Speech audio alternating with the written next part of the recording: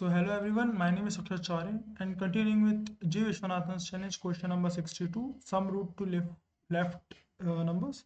This is like a good question, easy question, but very interesting question because like बहुत अच्छा concept है कि you are given a binary tree, just आप traverse करते जाओ depth first search type and like keep calculating the numbers like this is the 495 and this is 40, this is 491 and just add all the numbers. So as usual, I just made a small recursive function and this is the space and time complexity.